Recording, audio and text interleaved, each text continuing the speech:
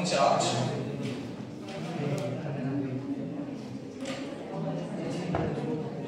A magnetic field is the source. ನಾವೇನು ಹೇಳ್ತೀವಿ? Moving charge is the source of magnetic field. A magnet is the source of magnetic field. A current carrying conductor is the source of magnetic field.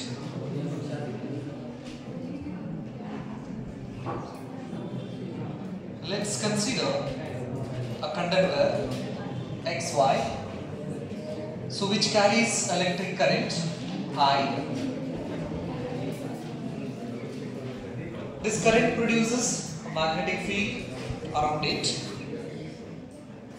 The shape of the magnetic field around the current carrying conductor is, this is the shape of the magnetic field lines around the current carrying conductor. Here we can observe a magnetic field. The magnetic field is represented by vector B ಅಂತ ನಾವು ಹೇಳ್ತೀವಿ. So ಹಾಗಾದ್ರೆ ಒಂದು magnetic needle ನಾವು ಏನಾದರೂ ಈ field ಒಳಗಡೆ ನಾವು ತಗೊಂಡು ಹೋದ್ರೆ ಕಂಪಾಸ್ ಅಂತ ನಾವು ಕರಿತೀವಿ ಅಥವಾ ಮ್ಯಾಗ್ನೆಟಿಕ್ ನೀಡಲ್ ಅಂತ ನಾವು ಕರಿತೀವಿ. It is a tiny magnet. ಅದನ್ನು ನಾವು ಮ್ಯಾಗ್ನೆಟಿಕ್ ನೀಡಲ್ ಅಥವಾ ಕಂಪಾಸ್ ಅಂತ ನಾವು ಕರಿತೀವಿ. ಕಂಪಾಸ್ ಅನ್ನ ನಾನು ಈ ಪೊಸಿಷನ್ಸ್ ದಲ್ಲಿ ಇಟ್ಟರೆ ಇಲ್ಲಿ ಯಾವುದೇ ರೀತಿ ಫೀಲ್ಡ್ ಇಲ್ಲ, ಹಾಗಾಗಿ ಇದರದ ಪೊಸಿಷನ್ಸ್ ದಲ್ಲಿ ಏನು ಚೇಂಜ್ ಆಗೋದಿಲ್ಲ. ರೆಸ್ಟ್ ಇದ್ದು ರೆಸ್ಟ್ ಒಳಗಡೆ ಇರ್ತೀವಿ. ಅದೇ ಮ್ಯಾಗ್ನೆಟಿಕ್ ನೀಡಲ್ ನ ನಾನು ಈ ಪೊಸಿಷನ್ಸ್ ದಲ್ಲಿ ತಗೊಂಡ್ಬಂದು ಪ್ಲೇಸ್ ಮಾಡಿದ್ರೆ this magnetic needle starts to deflect. A magnetic needle ಏನು ಮಾಡ್ತೈತೆ ಅಲ್ಲಿ ಡಿಫ್ಲೆಕ್ಷನ್ಸ್ ಅನ್ನು ಮಾಡಕ್ಕೆ start ಮಾಡ್ತೈತೆ. So what it means, here there is a magnetic field. ಹಾಗಾದ್ರೆ ಮ್ಯಾಗ್ನೆಟಿಕ್ ಫೀಲ್ಡ್ ಅಂದ್ರೆ ಏನು? ಮ್ಯಾಗ್ನೆಟಿಕ್ ಫೀಲ್ಡ್ ಹೆಡಿಂಗ್ ಹಾಕೋರಿ ಫಸ್ಟ್. ಇದು ಬೇಸಿಕ್ ಇನ್ಫಾರ್ಮೇಷನ್ಸ್ ತಗೊಂಡ್ಬಿಡೋಣ magnetic field.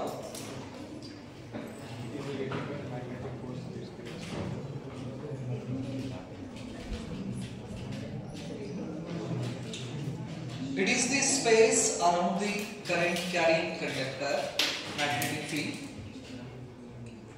It is the space around a current carrying conductor,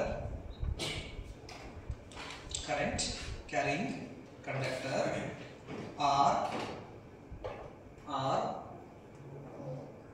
moving charge or magnet. It is the space around a current carrying conductor or magnet or moving charge in which a magnet, current carrying conductor or magnet or moving charge.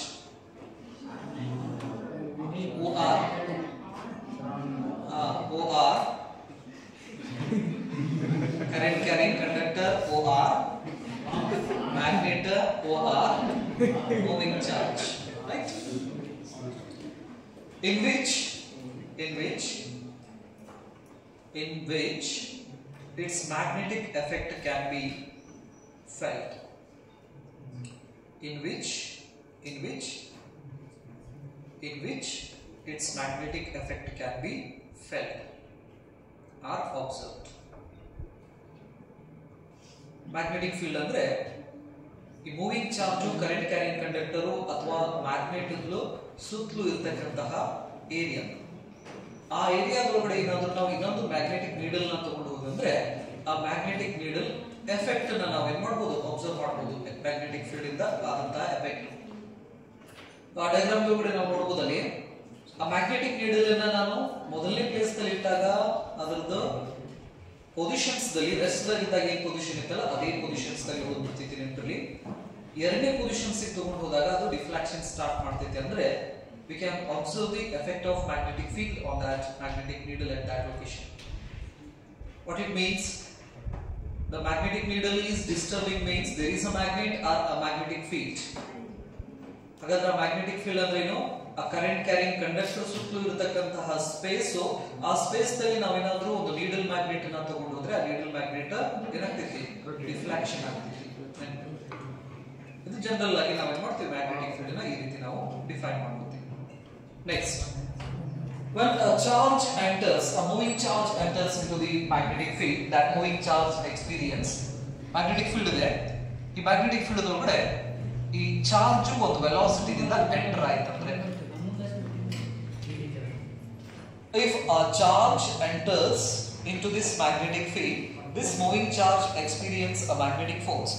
The expression of magnetic force is Fm is equal to q v b sin theta. ಅಂದ್ರೆ magnetic field force ಬಗ್ಗೆ ನಮ್ಗೆ ಗೊತ್ತಿದೆ, charge ಬಗ್ಗೆ, velocity ಬಗ್ಗೆ. Magnetic field is the new quantity. Here the theta stands for what angle between velocity of the charge particle and magnetic field. With the help of this expression we can write the magnetic field is equal to magnetic force divided by q v sin theta. ಇದಕ್ಕೆ equation number 1 ಅಂತ ಕೊಡು. This is the equation of what? Magnetic field. Magnetic field. SI unit. SI unit of magnetic field.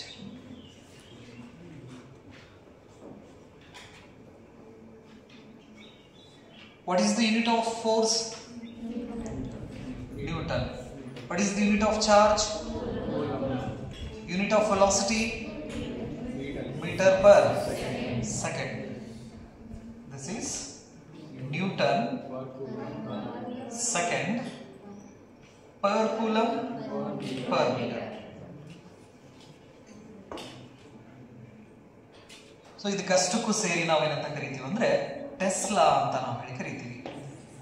It is the name of a scientist, Nicholas Tesla. So ಹಾಗಾಗಿ SI unit of magnetic field is Tesla. CGS unit is Gauss.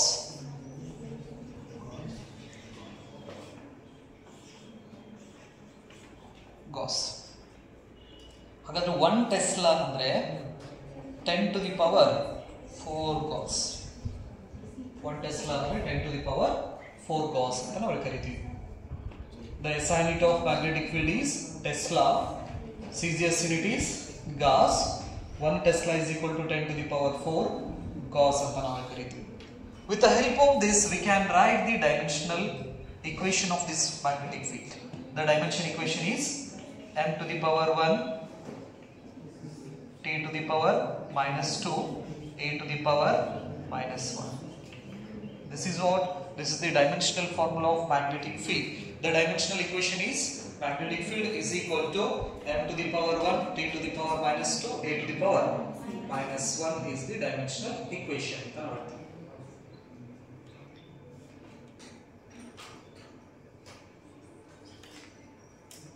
Next, the magnetic field is a vector quantity. Magnetic field is a vector quantity.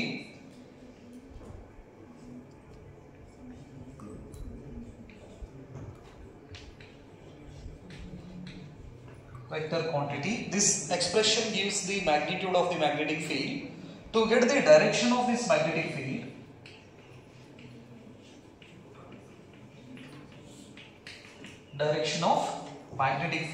we use right hand rule.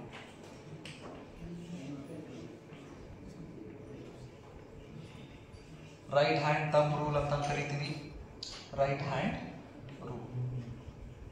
Maxwell screw rule ಕೂಡ use ಮಾಡ್ಕೋತೀವಿ.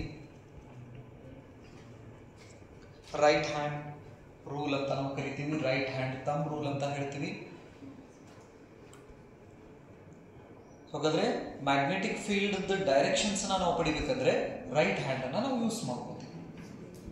Right hand ಅನ್ನ ನಾವು ಹೆಂಗ್ use ಮಾಡ್ತೀವಿ ಅಂತ ಹೇಳಿದ್ರೆ, a thumb indicates in case of a straight wire ಏನಾದರೂ ಅಂದ್ರೆ ಕರೆಂಟ್ ಅನ್ನ ಕ್ಯಾರಿ ಮಾಡ್ತಕ್ಕಂಥ ವೈರ್ ಸ್ಟ್ರೇಟ್ ಇತ್ತಂದ್ರೆ ಈ ತರ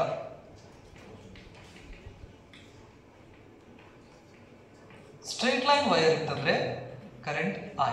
ಕರೆಂಟ್ ಹೋಗೋ ಡೈರೆಕ್ಷನ್ಸ್ಗೆ ನಾವೇನ್ ಮಾಡ್ತೀವಿ, ಈ ರೈಟ್ ಹ್ಯಾಂಡ್ ಅದು ತಮ್ಮನ್ನ ಸ್ಟ್ರೆಚ್ ಮಾಡ್ತೀವಿ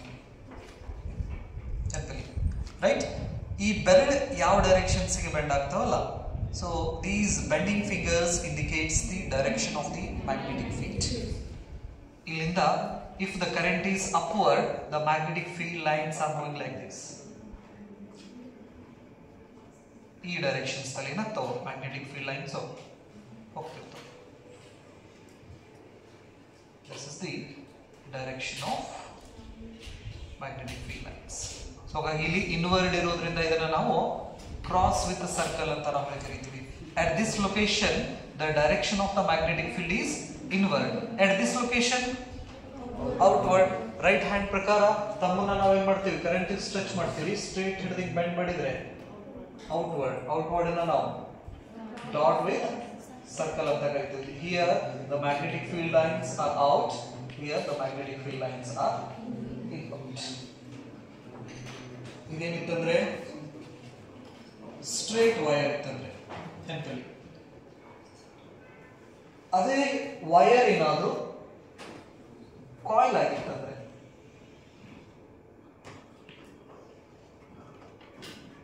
ಕಾಯಿಲ್ ಆಗಿತ್ತಂದ್ರೆ ರೈಟ್ ಹ್ಯಾಂಡ್ ಅನ್ನ ಯೂಸ್ ಮಾಡ್ತೀವಿ. ಇವಾಗ ನೀವು ಹೆಬ್ಬಟ್ಟನ್ನಾದ್ರೂ ಯೂಸ್ ಮಾಡಬಹುದು ಅಥವಾ ಈ ಕರ್ಲಿಂಗ್ ಫಿಂಗರ್ಸ್ ನಾದ್ರೂ ಯೂಸ್ ಮಾಡಬಹುದು. ಈ ಫಿಂಗರ್ಸ್ ಏನಿದೆಲ್ಲ ಕರೆಂಟ್ ಹೋಗೋ ಡೈರೆಕ್ಷನ್ಸ್ಗೆ ನೀವು ಈ ಫಿಂಗರ್ ಅನ್ನ ಹೀಗೆ ಬೆಂಡ್ ಮಾಡಿದ್ರಪ್ಪ ಅಂತ ಹೇಳಿದ್ರೆ, ಬೆಂಡ್ ಮಾಡಿ ಹೆಬ್ಬಟ್ಟನ್ನ ಸ್ಟ್ರೆಚ್ ಮಾಡಿದ್ರೆ this thumb indicates the direction of what magnetic field. So ಹಾಗಾದ್ರೆ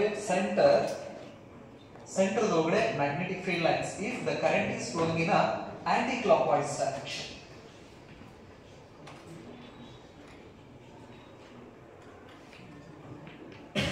ಕರೆಂಟ್ ಹಿಂಗ್ ಹೊಂಟಿದ್ರೆ ಆಂಟಿ ಕ್ಲಾಕ್ ವೈಸ್ ಡೈರೆಕ್ಷನ್ಸ್ ಅಲ್ಲಿ ಏನಾದ್ರು ಹೊಂಟಿತ್ತಂದ್ರೆ the magnetic field is outward. ಹಾಗಾದ್ರೆ ಸೆಂಟರ್ದಲ್ಲಿ ಮ್ಯಾಗ್ನೆಟಿಕ್ ಫೀಲ್ಡ್ ಲೈನ್ಸ್ ಔಟ್ವರ್ಡ್ ಇರ್ತೈತಿ. ಔಟ್ವರ್ಡ್ ಅಂತ ಹೇಳಿದ್ರೆ ನಾರ್ತ್ ಪೋಲ್ ಅಂತ ನಾವು ಕರಿತೀವಿ. ಯಾಕಂದ್ರೆ in case of magnet in SSLC we study the magnetic field lines comes out from the north pole and enters into the south pole outside the magnet. ಹಾಗಾದ್ರೆ magnetic field line ಯಾವ pole ಇಂದ ಹೊರಗೆ ಬರ್ತಾವ, north pole. ಹಾಗಾದ್ರೆ ಇಲ್ಲಿ current ಏನಾದ್ರು aunty clock wise ದಲ್ಲಿ flow ಆಗಕತ್ತಿತ್ತಂದ್ರೆ centre ಒಳಗಡೆ ಮ್ಯಾಗ್ನೆಟಿಕ್ ಫೀಲ್ಡ್ ಲೈನ್ಸ್ ಹಿಂಗ್ ಹೊರಗೆ ಬರ್ತಾವ. ಮ್ಯಾಗ್ನೆಟಿಕ್ ಫೀಲ್ಡ್ ಲೈನ್ಸ್ ಹೊರಗೆ ಬರಾಕತ್ತಿತ್ತಂದ್ರೆ ಈ ಕಡೆ ಯಾವ ಪೋಲ್ ಅನ್ನ ಪ್ರೊಡ್ಯೂಸ್ ಮಾಡ್ಕೋತಿತ್ತು, it produces a north pole if the current is in aunty clock wise direction. If current flows in a clock wise direction,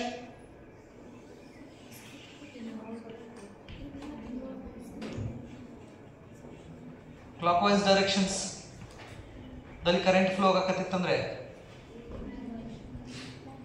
right hand rule ಪ್ರಕಾರ ಈ ಫಿಂಗರ್ಸ್ ಏನಿದಾವಲ್ಲ current ಹೋಗೋ ಡೈರೆಕ್ಷನ್ಸ್ ಹಿಂಗ್ ಬೆಂಡ್ ಮಾಡ್ತೀವಿ. Bend ಮಾಡಿ ಹೆಬ್ಬ stretch ಮಾಡಿದ್ರೆ inward symbol cross with circle right. If the current flow in a clock wise direction it produces magnetic field lines. ಯಾವ ಪೋಲ್ ಒಳಗಡೆ ಹೋಗ್ತಾವ, ಸೌತ್ ಪೋಲ್ ಒಳಗಡೆ ಹೋಗ್ತೈತೆ. ಹಾಗಾಗಿ ಕರೆಂಟ್ ಏನಾದ್ರೂ ಕ್ಲಾಕ್ ವೈಸ್ ತಿರುಗಾಕತ್ತಿತ್ತಂದ್ರೆ ಇದು ಸೌತ್ ಪೋಲ್ ಅನ್ನ ಪ್ರೊಡ್ಯೂಸ್ ಮಾಡ್ತೈತಿ. ಏನೋ ಒಂದು ವೈರ್ ಒಳಗಡೆ ಕರೆಂಟ್ ಏನಾದ್ರು ಆಂಟಿ ಕ್ಲಾಕ್ ವೈಸ್ ನೋಡ್ತಂದ್ರೆ ಯಾವ ಪೋಲ್ ಪ್ರೊಡ್ಯೂಸ್ ಮಾಡ್ಕೋತೈತಿ, ಅದು ನಾರ್ತ್ ಪೋಲ್ ನ ಪ್ರೊಡ್ಯೂಸ್ ಮಾಡ್ಕೋತೈತಿ. ಅದೇ ಕರೆಂಟ್ ಕ್ಲಾಕ್ ವೈಸ್ ಹೊಂಟಪ್ಪ ಅಂತ ಹೇಳಿದ್ರೆ ಯಾವ ಪೋಲ್, ಸೌತ್ ಪೋಲ್ ನ ಪ್ರೊಡ್ಯೂಸ್ ಮಾಡ್ಕೋತೈತಿ ರೈಟ್. ಇಲ್ಲೊಂದು ವೈರ್ ಇದೆ, ಈ ತರ ಒಂದು ಸರ್ಕ್ಯುಲರ್ ಕಾಯಿಲ್ ಇದೆ. ಹಾಗಾದ್ರೆ ಈ ಸರ್ಕ್ಯುಲರ್ ಕಾಯಿಲ್ ಅಲ್ಲಿ ಕರೆಂಟ್ ಅನ್ನು ನಾ ಏನ್ ಮಾಡ್ತೀನಿ, ಈಗ ಈ ರೀತಿ ಹಿಡ್ಕೊಂಡು ಕರೆಂಟ್ ಅನ್ನ ಹಿಂಗ್ ಫ್ಲೋ ಮಾಡ್ತೀನಿ. ನಿಮ್ಗೆ ಯಾವ ಡೈರೆಕ್ಷನ್ ಇದು, ಆಂಟಿ ಕ್ಲಾಕ್ ವೈಸ್ ರೈಟ್. ತಗೊಳ್ಳೋದು ಒಂದೇ ಕಾಯಿಲ್ ತಗೊಂಡಿ ನಾನು, ಕರೆಂಟ್ ಹಿಂಗ್ ಫ್ಲೋ ಆಗತೈತಿ. ನಿಮಗೆ aunty clock wise direction, but ನನಗೆ clock wise directions. If we flow electric current in such cases what happens, it produces a north pole this side and produces south pole in this side. To you it producing a north pole, to me it is producing south pole. So ಹಾಗಾದ್ರೆ ಇಲ್ಲಿಂದ magnetic field lines ಹೊರಗೆ ಬರಾಕತ್ತಾವ. ಹೌದಾ, ಹೊರಗೆ ಬರಾಕತ್ತಾವಪ್ಪ ಅಂತ ಹೇಳಿದ್ರೆ ಇದು ಯಾವ pole ಆಗ್ತೈತಿ, ನಾರ್ತ್ ಪೋಲ್ ಆಗ್ತೈತಿ. ಅದೇ ಮ್ಯಾಗ್ನೆಟಿಕ್ ಫೀಲ್ಡ್ ಲೈನ್ಸ್ ಇಲ್ಲಿ ಎಂಟರ್ ಆಗ್ತಾ ಇದಾವೆ, ಇಲ್ಲಿಂದ ಹೊರಗಡೆ ಬಂದು ವಾಪಸ್ ಸೌತ್ ಪೋಲ್ ದಲ್ಲಿ ಎಂಟರ್ ಆಗಕತ್ತಾವ. ಹೌದಾ? ಸೊ ಹಾಗಾದ್ರೆ ಈ ಕಡೆದು ನಾರ್ತ್ ಪೋಲ್, ಈ ಕಡೆದು south pole. Is it possible to separate a north and south pole? ಈ ಕಡೆ ನಿಮ್ಗೆ ಕಾಯಿಲ್ ಇರೋದು ಒಂದೇ ಐತಿ ನೆನಪಲ್ಲಿ. ಈ ಕಡೆದ ನಾರ್ತ್ ಪೋಲ್, ಈ ಕಡೆದ ಸೌತ್ ಪೋಲ್ ಆಯ್ತಪ್ಪ ಅಂತ ಹೇಳಿದ್ರೆ ಈ ನಾರ್ತ್ ಸೌತ್ ನ ಸಪರೇಟ್ ಮಾಡಕ್ ಆಗ್ತೈತಾ? ಆಗೋಂಗಿಲ್ಲ. ಹಾಗಾಗಿ the magnetic ಮೋನೋಪೋಲ್ is not exist. ಮೋನೋಪೋಲ್ ಅಂದ್ರೆ ಬರೀ ನನಗೆ ನಾರ್ತ್ ಪೋಲ್ ಅಷ್ಟೇ ಬೇಕ, ಸಿಗೋಂಗಿಲ್ಲ. ಸೌತ್ ಪೋಲ್ ಅಷ್ಟೇ ಬೇಕ, ಸಿಗೋಂಗಿಲ್ಲ. ಹಾಗಾಗಿ ಈ ಪ್ರೈಮರಿ ಹೈಸ್ಕೂಲ್ಸ್ ಒಳಗಡೆ ಎಕ್ಸ್ಪೆರಿಮೆಂಟ್ಸ್ ಅನ್ನ ಮಾಡಿರ್ತಾರೆ. ಏನಂದ್ರೆ ಒಂದು ಮ್ಯಾಗ್ನೆಟ್ ಅನ್ನ ನಾವು ಒಡ್ಕೋಂತ ಹೋದ್ವಿ ಅಂದ್ರೆ ನಾರ್ತ್ ಸೌತ್ ಹಿಂಗ್ ಜೊತೆಗೇನೆ ಬರ್ತಾವು ಅಂತ ಹೇಳಿ ಒಂದು ಬಾರ್ ಮ್ಯಾಗ್ನೆಟ್ ನ ಈ ರೀತಿ ಈ ಕಡೆ ನಾರ್ತ್ ಈ ಕಡೆ ಸೌತ್ ಇದೆ, ಅದನ್ನ ಬ್ರೇಕ್ ಮಾಡಿ ಎರಡು ಮಾಡ್ಕೋತೀವಿ ನಾವು. ಅವಾಗ ಇದು ನಾರ್ತ್ ಇರ್ತೈತಿ, ಈ ಕಡೆದ ಸೌತ್ ಆಕತಿ, ಇದು ಸೌತ್ ಇರ್ತೈತಿ, ಇದು ನಾರ್ತ್ ಆಕತಿ. ಮತ್ ಇವನ್ನ ಬ್ರೇಕ್ ಮಾಡ್ತೀವಿ,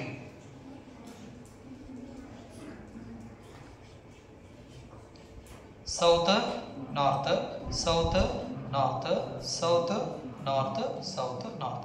ಹಿಂಗ ನಾವು ಎಷ್ಟು ಅಟೋಮಿಕ್ ಲೆವೆಲ್ ಮಟ್ಟ ಹೋದ್ರೂ ಕೂಡ, ಅಟೋಮಿಕ್ ಲೆವೆಲ್ಗೆ ಹೋಗಿ ಒಂದ ಎಲೆಕ್ಟ್ರಾನ್ ಹಿಂಗ ನ್ಯೂಕ್ಲಿಯಸ್ ಸುತ್ತಲೂ ಸುತ್ತಾಕತ್ತಿತ್ತಂದ್ರೆ this revolving electron also produces north and south pole. ಈಗ ಒಂದು ಅಟಮ್ ತಗೊಂಡಿಪ್ಪ ಅಂತ ಹೇಳಿದ್ರೆ ನ್ಯೂಕ್ಲಿಯಸ್ ಸುತ್ತಲೂ ಎಲೆಕ್ಟ್ರಾನ್ ಏನಾಗ್ತಾ ಇದೆ, ರಿವಾಲ್ವ್ ಆಗ್ತಾ ಇದೆ. ಆ moving charges produces a magnetic field. This revolving electron is similar to a current carrying a circular coil. ಆ ನ್ಯೂಕ್ಲಿಯಸ್ ಸುತ್ತಲಕ್ಕಂತ ಎಲೆಕ್ಟ್ರಾನ್ ಮತ್ತೆ ಈ ಕಾಯಿಲ್ ಎರಡು ಏನಿವು ಒಂದೇ ಅಲ್ಲ. ಇದ್ರೊಳಗಡೆ ಕರೆಂಟ್ ಫ್ಲೋ ಮಾಡಿದ್ರು ಅಂದ್ರೆ ಕರೆಂಟ್ ಹಿಂಗ್ ಫ್ಲೋ ಆಗ್ತೈತಿ.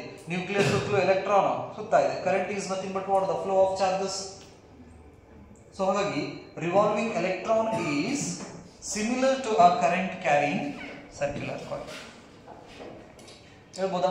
ಈಗ ಎಲೆಕ್ಟ್ರಾನ್ ಹಿಂಗ್ ತಿರ್ಗಾಕತ್ತಿತ್ತಪ್ಪ ಅಂತ ಹೇಳಿದ್ರೆ ಇದರ ಅಪೋಸಿಟ್ ಡೈರೆಕ್ಷನ್ಸ್ ನಲ್ಲಿ ನಾವು ಕರೆಂಟ್ ಅನ್ನ ತಗೋತೀವಿ. ಹೌದಾ? ಎಲೆಕ್ಟ್ರಾನ್ ಹಿಂಗ್ ಹೊಂಟಿತ್ತಪ್ಪ ಅಂತ ಹೇಳಿದ್ರೆ the direction of the current is opposite to this is the direction of the current. Clockwise or anticlockwise? Anticlockwise. Anticlockwise ಇದು ರಿವಾಲ್ವ್ ಆಗಕತ್ತಿತ್ತಂದ್ರೆ it produces which pole? North pole. If the current is flowing in aunty clock wise direction in a coil it produces north pole. Coil ಅಲ್ಲಿ anticlockwise ದಲ್ಲಿ flow ಆಗಕತ್ತಂದ್ರೆ ಇದು ಕೂಡ north pole ಅನ್ನ produce ಮಾಡ್ಕೋತಿತ್ತಲ್ಲ. ಹಾಗಾದ್ರೆ ಈ current carrying circular coil is similar to a revolving electron in atom. ಹೇಳ್ಬೋದಾ? ಹಾಗಾದ್ರೆ the origin of magnetic field is due to this moving charge. ಇದೆಲ್ಲ ಅಟೋಮಿಕ್ ಲೆವೆಲ್ಸ್ ಒಳಗಡೆ ನಾವು ನೋಡೋದಾದ್ರೆ ಮ್ಯಾಗ್ನೆಟಿಕ್ ಫೀಲ್ಡ್ ಹುಟ್ಟೋದೆಲ್ಲಿಂದ? ಅಟಮ್ದಲ್ಲಿ ಎಲೆಕ್ಟ್ರಾನು ನ್ಯೂಕ್ಲಿಯಸ್ ಸುತ್ತಲೂ ಸುತ್ತೋದ್ರಿಂದ ಮ್ಯಾಗ್ನೆಟಿಕ್ ಫೀಲ್ಡ್ ಪ್ರೊಡ್ಯೂಸ್ ಆಗ್ತೈತಿ. ನೆನಪಲ್ಲಿ ಇಂಥವ ಒಂದು 10 ಅಟಮ್ ಕೂಡಿ ಎಲ್ಲ atom anticlockwise move ಆಗಕತ್ತಿದ್ವಪ್ಪ ಅಂತ ಹೇಳಿದ್ರೆ north pole north pole north pole, magnetic field strong ಆಗ್ತೈತಿ ಆ ಮಟೀರಿಯಲ್ ಇಂದ. ಒಂದು ಎಲೆಕ್ಟ್ರಾನ್ ಕ್ಲಾಕ್ ವೈಸ್ ಇನ್ನೊಂದು ಎಲೆಕ್ಟ್ರಾನ್ ಆಂಟಿ ಕ್ಲಾಕ್ ವೈಸ್ ಮಾಡಕತ್ತಿತ್ತಂದ್ರೆ ಅಲ್ಲಿ ಮ್ಯಾಗ್ನೆಟಿಕ್ ಫೀಲ್ಡ್ ಏನಾಗ್ತೈತಿ?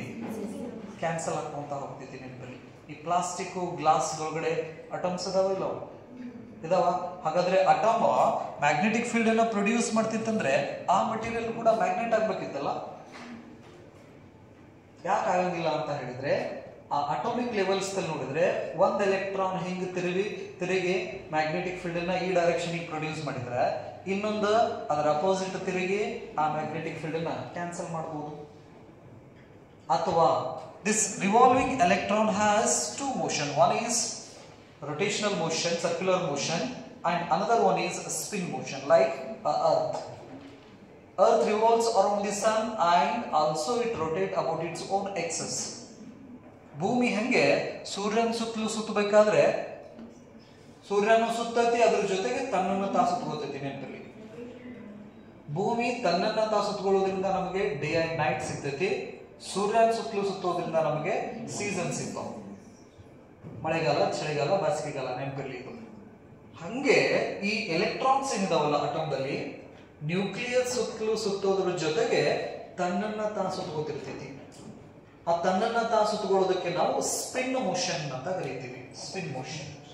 ನೆಕ್ಸ್ಟ್ ಚಾಪ್ಟರ್ ಏನಿದು ಬಹಳ ಹೆಲ್ಪ್ ಆಗ್ತಿತ್ತು. This electron is having a spin motion and also it is having circular motion.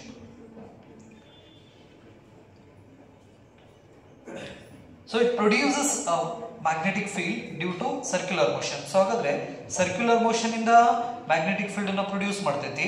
ಈ ಸ್ಪಿನ್ ಮೋಷನ್ ಇಂದನೂ magnetic field ಅನ್ನು ಪ್ರೊಡ್ಯೂಸ್ ಮಾಡ್ತೈತಿ.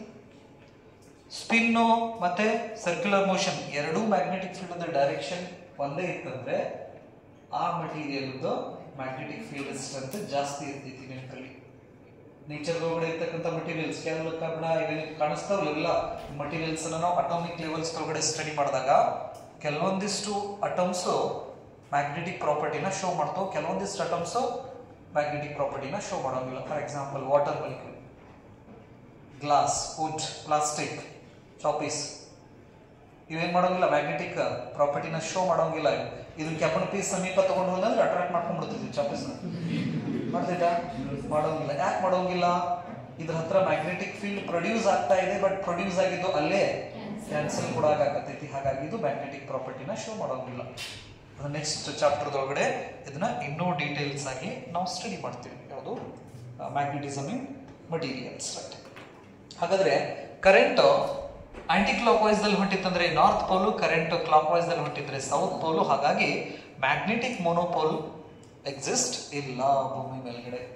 ಟ್ರೈ ಮಾಡ್ತಾ ಇದಾರ, ಬಟ್ ಏನಪ್ಪಾ ಅಂತ ಹೇಳಿದ್ರೆ ಅಟೋಮಿಕ್ ಲೆವೆಲ್ ನೋಡಿದ್ರೆ ಒಂದು ನಾರ್ತ್ ಆಕತಿ, ಇನ್ನೊಂದು ಸೌತ್ ಆಕತಿ. ನಾರ್ತ್ ಮತ್ತೆ ಸೌತ್ ಏನ್ ಮಾಡಕ್ಕಾಗ್ತಾ ಇಲ್ಲ, ಬ್ಯಾರೆ ಮಾಡಕ್ಕಾಗ್ತಾ ಇಲ್ಲ. ಹಾಗಾಗಿ ನಾವೇನ್ ಹೇಳ್ಬೋದು, magnetic monopole is not exist ಅಂತ ನಾವು ಕರಿತೀವಿ. Exist. So this is all about what magnetic field. Magnetic field, ಆ magnetic field the directions. Straight line ಬಂತಂದ್ರೂ ರೈಟ್ ಹ್ಯಾಂಡ್ ಯೂಸ್ ಮಾಡ್ತೀವಿ ನಾವು. ನೆಕ್ಸ್ಟ್ ಸರ್ಕ್ಯುಲರ್ ಕಾಯಿಲ್ ಅಂತಂದ್ರೂ ಕೂಡ ರೈಟ್ ಹ್ಯಾಂಡ್ ಅನ್ನು ಯೂಸ್ ಮಾಡ್ಕೋತೀವಿ. To get the direction of the magnetic field we use right hand rule. To get the direction of magnetic force left hand rule and write hand rule ಎರಡನ್ನು use ಮಾಡ್ತೀವ.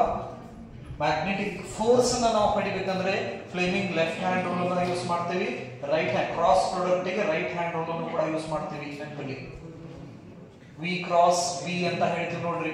V cross B ಗೆ ನಾವು right hand ಅನ್ನ use ಮಾಡ್ತೀವಿ. Next Q V B ಇದೆಲ್ಲ ಅದಕ್ಕೆ left hand ಅನ್ನ ನಾವು ಯೂಸ್ ಮಾಡ್ತೀವಿ. ಮ್ಯಾಗ್ನೆಟಿಕ್ ಫೋರ್ಸ್ ಗೆ ಲೆಫ್ಟ್ ಹ್ಯಾಂಡ್, ಮ್ಯಾಗ್ನೆಟಿಕ್ ಫೀಲ್ಡ್ ಗೆ ರೈಟ್ ಹ್ಯಾಂಡ್. ನೆನಪಲ್ಲಿ ಮ್ಯಾಗ್ನೆಟಿಕ್ ಫೋರ್ಸ್ ಗೆ ಲೆಫ್ಟ್ ಹ್ಯಾಂಡ್ ಅಥವಾ ರೈಟ್ ಹ್ಯಾಂಡ್ ಎರಡನ್ನೂ ಯೂಸ್ ಮಾಡ್ಕೋಬಹುದು. ಮ್ಯಾಗ್ನೆಟಿಕ್ ಫೀಲ್ಡ್ ಗೆ ರೈಟ್ ಹ್ಯಾಂಡ್ ಅಂತ ಹೇಳ್ತೀವಿ. ಇದನ್ನ ಕನ್ಫ್ಯೂಸ್ ಆಗೋಂಗಿಲ್ಲ. ಮ್ಯಾಗ್ನೆಟಿಕ್ ಫೀಲ್ಡ್ ಬಂತಂದ್ರೆ ರೈಟ್ ಹ್ಯಾಂಡ್ ಅನ್ನು ಯೂಸ್ ಮಾಡಿ ಮ್ಯಾಗ್ನೆಟಿಕ್ ಫೀಲ್ಡ್ ಡೈರೆಕ್ಷನ್ಸ್ ನ ಹೇಳ್ತೀವಿ. ಮ್ಯಾಗ್ನೆಟಿಕ್ ಫೋರ್ಸ್ ಬಂತಂದ್ರೆ ಫ್ಲೇಮಿಂಗ್ ಲೆಫ್ಟ್ ಹ್ಯಾಂಡ್ ಅನ್ನ ನಾವು ಜಾಸ್ತಿ ಯೂಸ್ ಮಾಡ್ತೀವಿ. ಅದು ಕ್ರಾಸ್ ಪ್ರಾಡಕ್ಟ್ ಗಿನ ನಾವು ಕ್ಯೂ ವಿ ಬಿ ಮೂರು ತಗೊಂಡು ಫ್ಲೇಮಿಂಗ್ ಲೆಫ್ಟ್ ಹ್ಯಾಂಡ್ ರೂಲ್ ಅನ್ನ ಯೂಸ್ ಮಾಡ್ತೀವಿ. ಬರದ್ರಾ? ಹಾಗಾದ್ರೆ ಈ ಜಗದೊಳಗಡೆ ಇರತಕ್ಕಂತಹ ಮ್ಯಾಗ್ನೆಟಿಕ್ ಫೀಲ್ಡ್ ಸ್ಟ್ರೆಂತ್ ಒಂದು ಟೆಸ್ಲಾ ಆಗ್ಬೇಕಂದ್ರೆ ಕರೆಂಟ್ ಕ್ಯಾರಿಂಗ್ ಕಂಡಕ್ಟರ್ ಅದರ ಸುತ್ತಲೂ ಮ್ಯಾಗ್ನೆಟಿಕ್ ಫೀಲ್ಡ್ ಅನ್ನು ಪ್ರೊಡ್ಯೂಸ್ ಮಾಡ್ಕೋತಿದ್ದದು, ರೈಟ್? ಹಾಗಾದ್ರೆ ಈ ಪ್ರೊಡ್ಯೂಸ್ ಮಾಡ್ಕೊಂಡಂತಹ ಈ ಮ್ಯಾಗ್ನೆಟಿಕ್ ಫೀಲ್ಡ್ ಇದೆಯಲ್ಲ, ಈ ಪಾಯಿಂಟ್ ಒಳಗಡೆ ಸಪೋಸ್ ಮ್ಯಾಗ್ನೆಟಿಕ್ ಫೀಲ್ಡ್ ಏನಾದ್ರೂ 1 ಟೆಸ್ಲಾ ಇತ್ತಪ್ಪ ಅಂತ ಹೇಳಿದ್ರೆ what should be the value of Q V B and theta? The magnetic field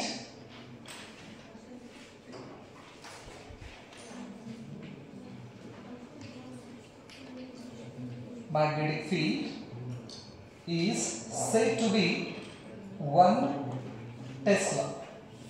Is said to be 1 Tesla if Q is equal to 1 coulomb, V is equal to 1 meter per second, and theta is equal to 90 degree, sin 90 value 1, and the force must experience 1 Newton of force.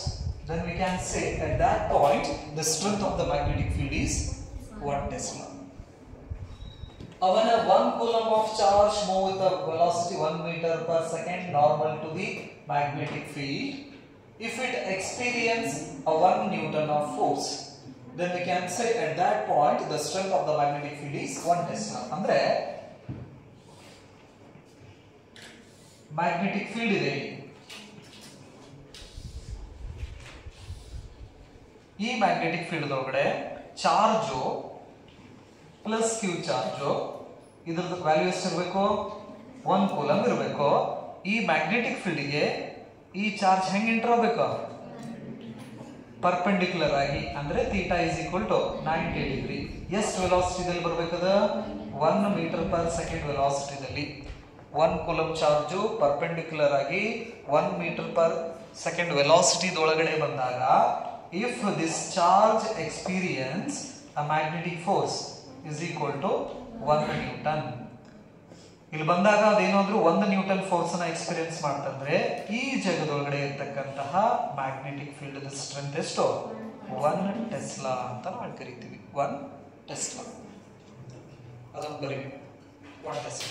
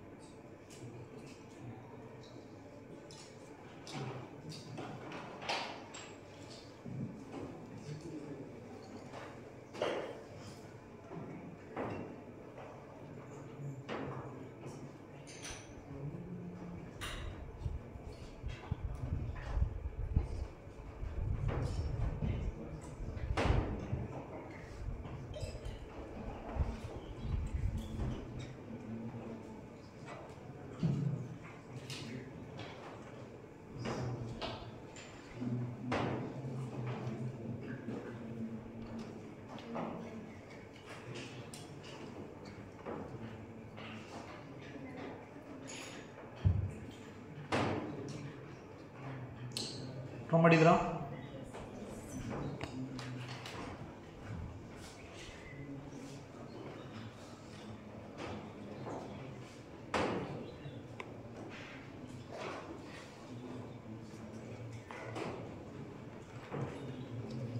Magnetic field at a point is said to be 1 Tesla.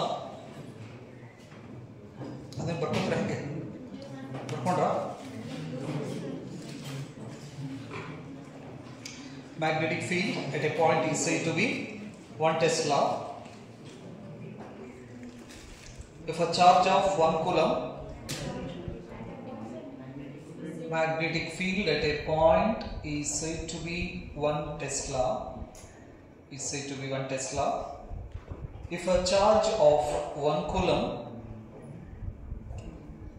magnetic field at a point is said to be 1 Tesla. The charge of 1 coulomb while moving with the charge of 1 coulomb while moving with the velocity 1 meter per second, while moving with the velocity 1 meter per second, velocity 1 meter per second normal to the magnetic field.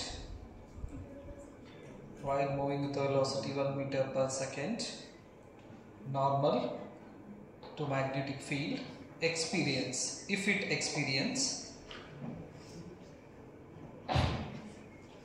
experience 1 Newton of force,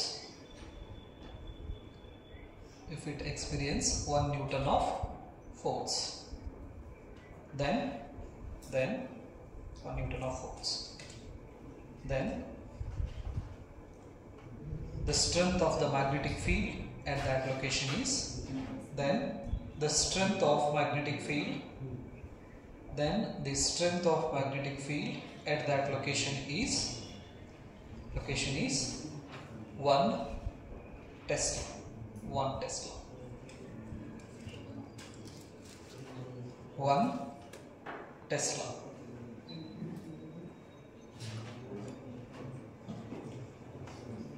The next concept is Biot-Savart's law.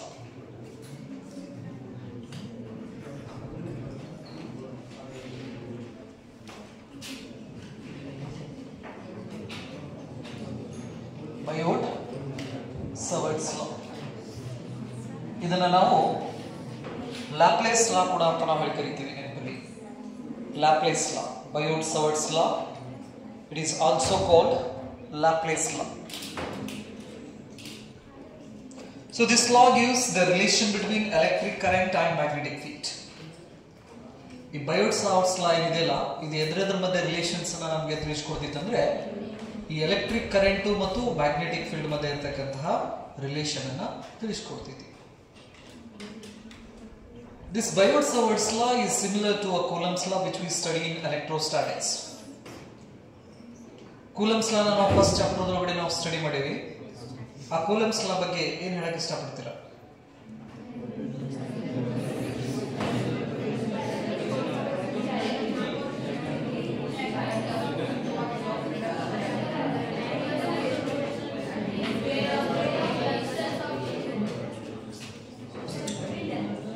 This is called Coulomb's law. ಹೌದಿಲ್ಲ? The Coulomb's law is applicable only for a point stationary charge. The Coulomb's law is applicable only the point stationary charges. That is the first point. A point charge, the size of the charge must be point and it should be stationary at rest. That is the first thing. Second one is the distance between the charges must be greater than 10 to the power minus 15 meter. This is the second condition.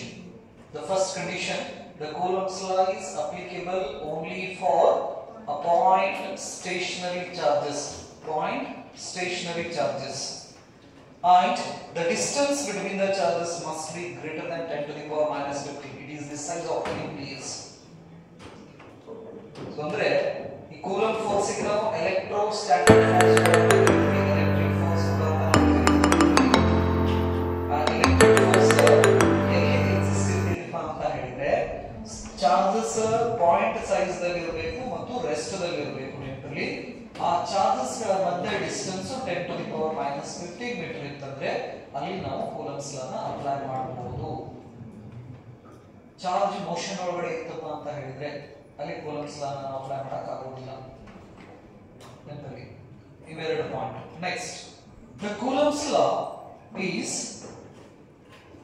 obeys the inverse square law.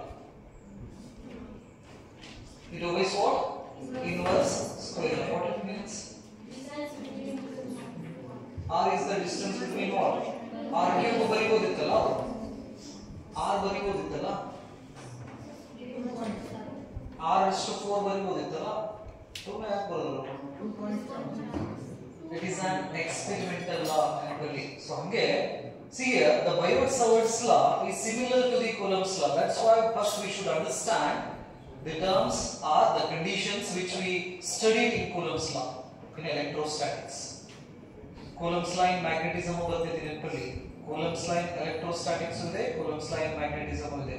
Already ನಾವು Coulomb's law in electrostatics ಅನ್ನು ಕಲಿತಿದ್ದೇವೆ. ಹಾಗಾಗಿ ಸ್ವಲ್ಪ ಏನು ಮಾಡೋಣ, ನೆನಪು ಮಾಡ್ಕೊಳ್ಳೋಣ Coulomb's law ಬಗ್ಗೆ, right? Next, the Coulomb's law is depends on the medium between the charges.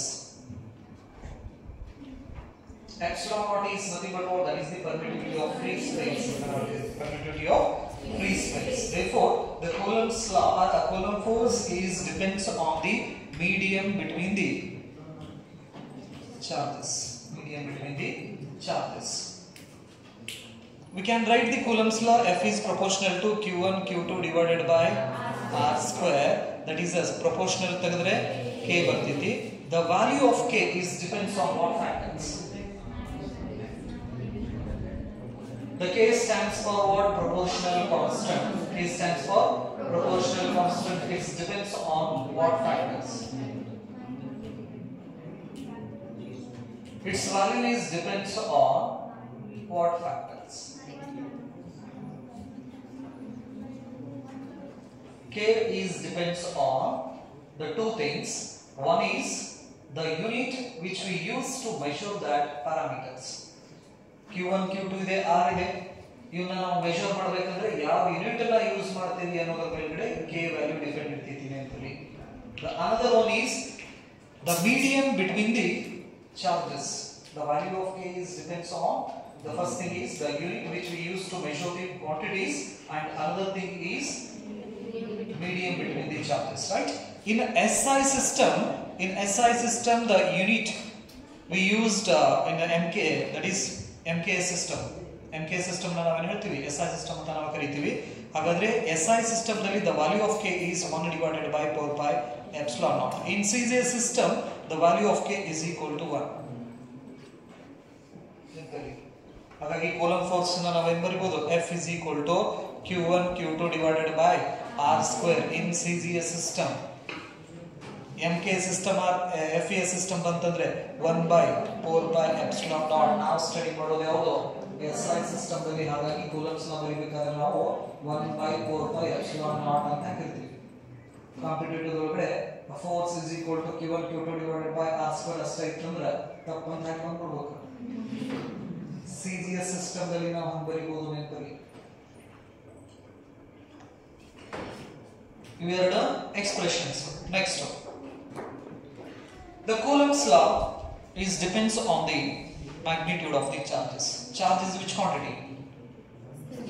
Scalar quantity. Therefore, the electrostatic force is due to scalar source ಅಂತ ನಾವು ಕರೀತೀವಿ. Electric force ಯಾವ source? Scalar source. It obeys inverse square law. And the electrostatic field or electric field is a long range field ಅಂತ ನಾವು ಕೂಡ ಕರೀತೀವಿ.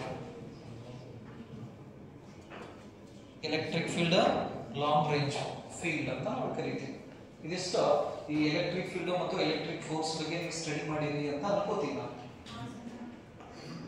ಸರಿ, clear. The Biot Savart's law is similar to the Coulomb's law. ಅದು ಹೇಳಿದ ಉದ್ದೇಶ ಹಂಗೆ ನಾವು ಎಲೆಕ್ಟ್ರೋಸ್ಟಾಟಿಕ್ಸ್ ಒಳಗಡೆ ಪಾಯಿಂಟ್ ಚಾರ್ಜು ಸ್ಟೇಷನರಿ ಚಾರ್ಜ್ ಇದ್ರೆ ನಾವು ಕೂಲಂಬ್ಸ್ ಲಾನ ಯೂಸ್ ಮಾಡ್ತೀವಿ. ಕಂಟಿನ್ಯೂಸ್ ಚಾರ್ಜ್ ಡಿಸ್ಟ್ರಿಬ್ಯೂಷನ್ ಇದ್ರೆ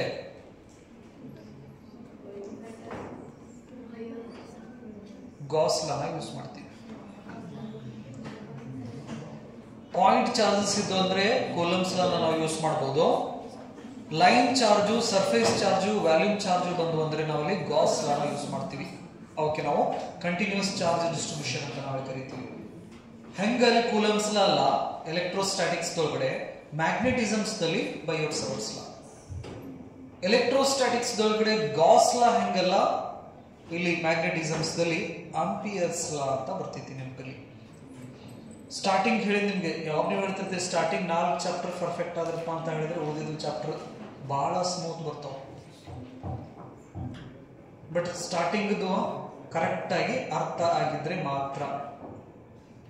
ಲಿಂಕ್ ಇದಾವೆಲ್ಲಕ್ಕೂ ನೆನಪಲ್ಲಿ. ಹಾಗಾದ್ರೆ ಬಯೋಟ್-ಸವರ್ಟ್ಸ್ ಲಾ ಯಾವ ಲಾ ಇದ್ದಂಗೆ, ಕೂಲಂಬ್ಸ್ ಲಾ ಇದ್ದಂಗೆ ಎಲೆಕ್ಟ್ರೋಸ್ಟಾಟಿಕ್ಸ್ ನಲ್ಲಿ. ಇನ್ ಮ್ಯಾಗ್ನೆಟಿಸಮ್ಸ್, right? So the Biot-Savart's law gives the information or relation between the magnetic field and current. It is an experimental law. Biot and Savart predicts the relation between a magnetic field and electric current. ಹಾಗಾದ್ರೆ Biot-Savart's law ನಮಗೆ ಎದ್ರ ಬಗ್ಗೆ information ಅನ್ನ ಕೊಡ್ತಿತ್ತಂದ್ರೆ electric current ಮತ್ತು magnetic field ಮಧ್ಯೆ ಇರತಕ್ಕಂತ relations ಬಗ್ಗೆ information ಅನ್ನ ಕೊಡ್ತೈತಿ. ಇದು ಎಕ್ಸ್ಪೆರಿಮೆಂಟಲ್ ಲಾ. ಇದನ್ನ ನಮಗೆ ತಿಳಿಸಿಕೊಟ್ಟೋರು ಯಾರಂದ್ರೆ ಬಯೋಟ್ ಮತ್ತೆ ಸವರ್ಟ್ ಅವರು. ಈ ಬಯೋಟ್-ಸವರ್ಟ್ಸ್ ಲಾಗೆ ಇನ್ನೊಂದು ಹೆಸರು ನಾವು ಲ್ಯಾಪ್ಲೇಸ್ ಲಾ ಕೂಡ ಅಂತ ಕರಿತೀವಿ. Laplace law, right? This Biot-Savart's law is applicable. We know that the magnetic field is due to the moving charge. ಒಂದು ಎಲೆಕ್ಟ್ರಾನ್ ಮೂವ್ ಆಗೋದು ನಮ್ಮ ಕಣ್ಣಿಗೆ ಕಾಣಿಸ್ತದೆ, ಹೌದಿಲ್ಲ? ಈ ಎಲೆಕ್ಟ್ರಾನ್ ಮೂವ್ ಆಗಕತ್ತಿಪ್ಪ ಅಂತ ಹೇಳಿದ್ರೆ ಈ ಡೈರೆಕ್ಷನ್ ಮೂವ್ ಆಗಕತ್ತಿತ್ತಂದ್ರೆ ಕರೆಂಟ್ ಅನ್ನ ನಾವೇನ್ ಮಾಡ್ತೀವಿ, ಅಪೋಸಿಟ್ ಡೈರೆಕ್ಷನ್ಸ್ ಅಲ್ಲಿ ತಗೋತೀವಿ. ಒಂದು ವೈರ್ ಒಳಗಡೆ ಕರೆಂಟ್ ಪಾಸ್ ಆಗಕತ್ತಿತ್ತಂದ್ರೆ ಎಲೆಕ್ಟ್ರಾನ್ ಹೋಗೋದು ಗೊತ್ತಾಗುತ್ತೆ. ನೋಡಲ್ಲ ಹೆಂಗ್ ಹೊಂಟತ್ ನೋಡಿ ಎಲೆಕ್ಟ್ರಾನ್ ಹೇಳಕ್ಕಿತ್ತ. Is it possible? ಹಾಗಾದ್ರೆ ಒಂದು ವಾಯರ್ದಲ್ಲಿ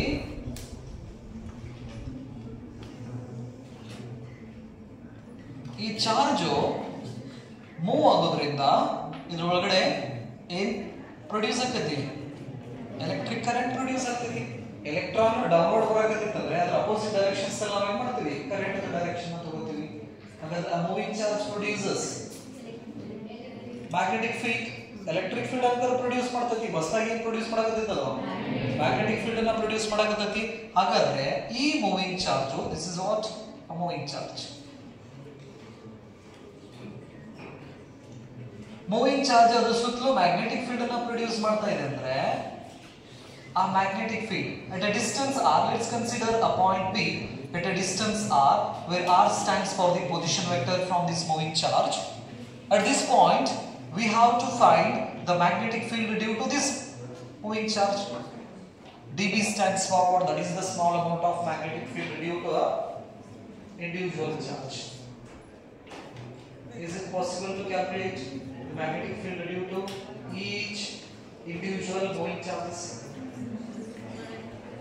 ಕಂಡಕ್ಟರ್ ಒಳಗಡೆ ಮೂವ್ ಆಗ್ತಕ್ಕಂತಹ ಈ ಇಂಡಿವಿಜುವಲ್ ಚಾರ್ಜಸ್ ನ ತಗೊಂಡು ಮ್ಯಾಗ್ನೆಟಿಕ್ ಫೀಲ್ಡ್ ಎಷ್ಟೆಷ್ಟು ಐತೆ ಅಂತ ಹೇಳಿ ಕ್ಯಾಲ್ಕುಲೇಷನ್ ಮಾಡಕ್ಕಾಗ್ತದಾ ಆಗೋಗಿಲ್ಲ ಹಾಗಾಗಿ ಬಯೋಟ್ ಸವರ್ಟ್ಸ್ ಅವರು ಏನ್ ಮಾಡ್ತಾರೆ ಅಂದ್ರೆ ಈ ಲೈನ್ ಏನಿದೆಯಲ್ಲ ಈ ಲೈನ್ ಅನ್ನ ಎಷ್ಟು ಸಾಧ್ಯ ಅಲ್ಲ ಅಷ್ಟು ಸಣ್ಣ ಸಣ್ಣ ಸಣ್ಣ ಸಣ್ಣ ಸಣ್ಣ ಸಣ್ಣ ಪೀಸ್ ನ ಮಾಡ್ಕೊಂಡು ಹೋಗ್ತಾರೆ ಇನ್ಫೈನೈಟಿಸಮ್ಲಿ ಸ್ಮಾಲ್ ಎಲಿಮೆಂಟ್ ಲೆಂತ್ ಇದನ್ನ ನಾವೇನ್ ಮಾಡ್ತೀವಿ ಈ ತರ ವೈರ್ ತಗೋತೈತಿ ವೈರ್ ನ ಸಣ್ಣ ಸಣ್ಣ ಸಣ್ಣ ಸಣ್ಣ ಸಣ್ಣ ಸಣ್ಣ ಪೀಸಸ್ ನ ಇದರೊಳಗಡೆ ಕರೆಂಟ್ ಆಗಿ ಹೋಗ್ತಾ ಇದೆ ಇದರಲ್ಲಿ ಸ್ಮಾಲ್ ಪೀಸ್ ಅನ್ನ ಕನ್ಸಿಡರ್ ಮಾಡ್ಕೋತಾರೆ ಎ ಟು ಬಿ ನಿಮಗೆ ಕಾಣಲಿ ಅನ್ನೋ ಸಂಬಂಧ ನಾವೇನ್ ಮಾಡಿದ್ವಿ ನಾವು ದೊಡ್ಡ ತಗೊಂಡೇನಿ ನಿಂತ್ಕೊಳ್ಳಿ ಇದರದ ಲೆಂತ್ ಏನಿರ್ತದೆ ಇನ್ಫೈನೈಟಿಸಮ್ಲಿ ಸ್ಮಾಲ್ ಮಿಲಿಮೀಟರ್ ಸ್ಕೇಲ್ ಒಳಗಡೆ ಮಿಲಿಮೀಟರ್ ಗೇರ್ ಇರ್ತಾವಲ್ಲ ಅದಕ್ಕೆ ಸಣ್ಣ ಅಂತ ತಿಳ್ಕೊಳ್ಳಿ ಬಟ್ ಇಲ್ಲಿ ಕಾಣೋ ಸಂಬಂಧ ಎಷ್ಟು ಬರ್ಬೇಕು ಹಾಗಾದ್ರೆ ಇಲ್ಲಿ ಕರೆಂಟ್ ಇದ್ರೊಳಗಡೆ ಎಷ್ಟು ಫ್ಲೋ ಆಗ್ತಾ ಇದೆ I current flow ಆಗ್ತಾ ಇದೆ A to B ಇರತಕ್ಕಂತಹ ಲೆಂತ್ ಎಷ್ಟು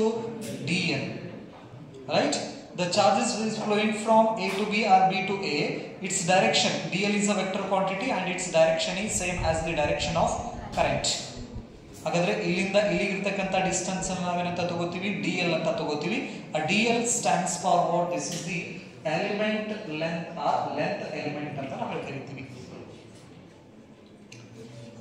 length element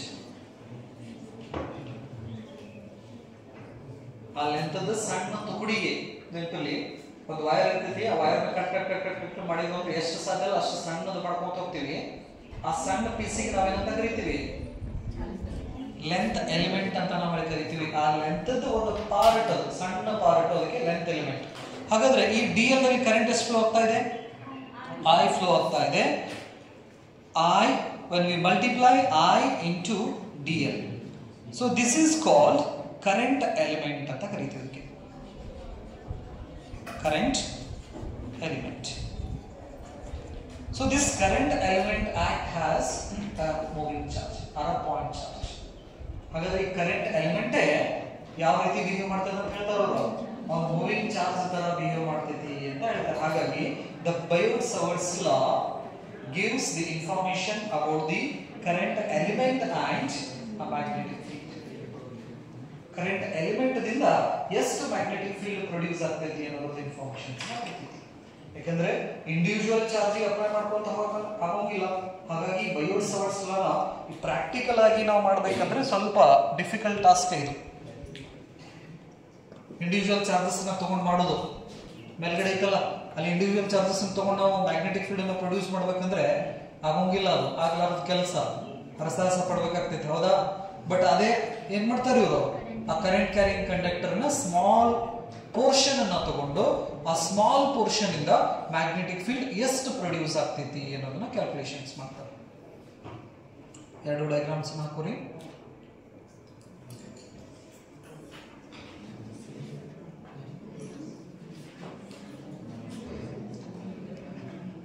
Here IDL stands for current element. Current element is nothing but what? It is the product of current and line element. And this current element is a vector quantity. Remember, current element is what? Vector source. Vector source. It is a vector quantity and its direction is same as the direction of the current. The current element is a vector quantity and its direction is same as the direction of the current. ಹಾಗಾದ್ರೆ ಈ vector source ದಿಂದ magnetic field. Let's consider a point P.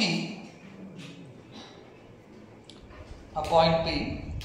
The point P has a distance r from this current element. It has an angle theta, where theta stands for angle between current element IDL and R. You DL ashtatogre problem. The theta is the angle between line element DL and the position vector R. Here the R stands for position vector.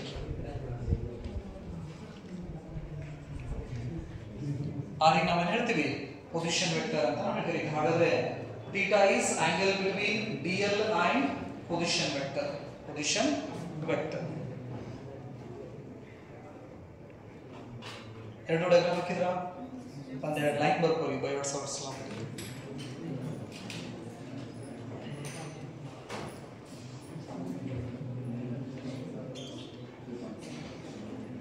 A current element, the definitions ತಗೊಂಡ್ರೆ ಹೆಂಗೆ ಸೈಡಿಗೆ it is the product of what? Current into line element.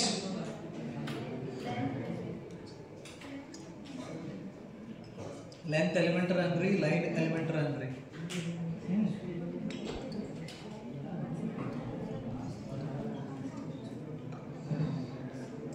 So ಹಾಗಾದ್ರೆ ಇದು ಬರೋದ್ರ ಎರಡು the Biot-Savart's law deals with the Biot-Savart's law deals with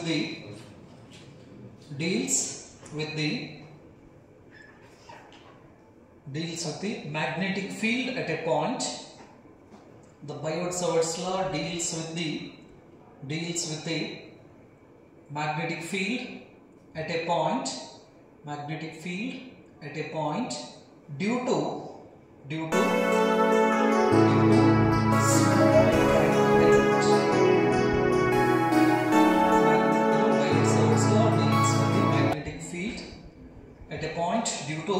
small current element.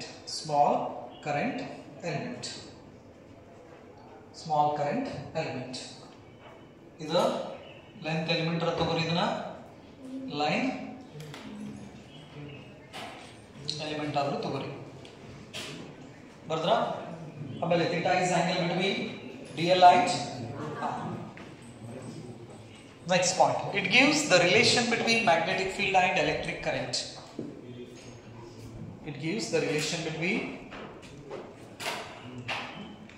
Magnetic field and electric current.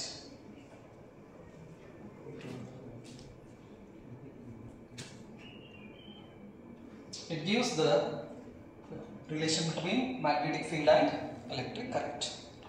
Let's consider a wire XY. The current is flowing in this wire is I. ಒಂದು wire ಅನ್ನು ತಗೊಂಡತಿ, wire ದಲ್ಲಿ current ಎಷ್ಟು flow ಆಗತೈತಿ? I current flow ಆಗತೈತಿ. ಈ current carrying conductor ನ ಇದನ್ನ ನಾವು CC ಅಂತ ಹೇಳ್ತೀವಿ, ಕರೆಂಟ್ ಕ್ಯಾರಿಯಿಂಗ್ ಕಂಡಕ್ಟರ್. C ಅಷ್ಟು ದೊಡ್ಡ ಬರೀ ನಾವು ಮಾಡ್ತೀವಿ current carrying conductor carrying current ಹಿಂಗಾರ ಅನ್ಕೊಳ್ಳಿ. Let's consider a point P at a distance r from this current carrying conductor. ಈ ಕರೆಂಟ್ ಕ್ಯಾರಿಯಿಂಗ್ ಕಂಡಕ್ಟರ್ ದಿಂದ ಎಷ್ಟು ಡಿಸ್ಟೆನ್ಸ್ ದಲ್ಲಿ? ಅದಕ್ಕಿಂತ ಮುಂಚೆ ಫಸ್ಟ್ ಏನ್ ಮಾಡ್ಬಿಡ್ರಿ, ಒಂದು ಕರೆಂಟ್ ಎಲಿಮೆಂಟ್ ಅನ್ನ ತಗೋರಿ. ನೀವು ಈ ವೈರ್ ಒಳಗಡೆ ಎಲ್ಲಾದ್ರೂ ಏನ್ ಮಾಡ್ಬೋದು, ಒಂದು ಸ್ಮಾಲ್ ಲೆಂತ್ ಅನ್ನ ತಗೊಂಡ್ರೆ ಅಂದ್ರೆ ಆ ಲೆಂತ್ ಏನಾಗ್ತೈತಿ? ಕರೆಂಟ್ ಎಲಿಮೆಂಟ್ ಆಗ್ತೈತಿ. ಟೋಟಲ್ ವೈರ್ ಒಳಗಡೆ ಎಷ್ಟು ಕರೆಂಟ್ ಫ್ಲೋ ಆಗತೈತಿ? ಈಗ I current flow ಆಗತೈತಿ. ಆ ವೈರ್ ಒಳಗಡೆ small portion, let's consider a small portion AB. It is a line element DL. Here the current is flowing in this portion is I, therefore it is current element.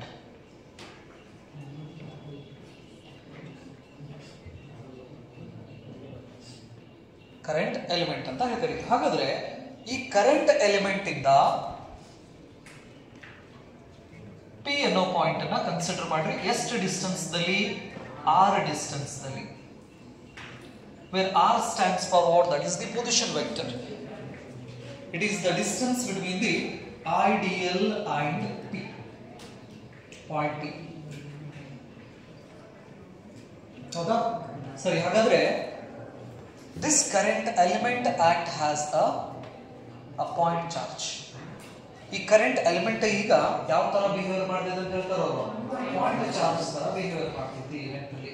ಹಾಗಾದ್ರೆ ಈ ಒಂದು current element ಇಂದ point P ದಲ್ಲಿ ಇರ್ತಕ್ಕಂತಹ magnetic field ಅಥವಾ ಬೀಳ್ತಕ್ಕಂತಹ magnetic field strength ಎಷ್ಟು?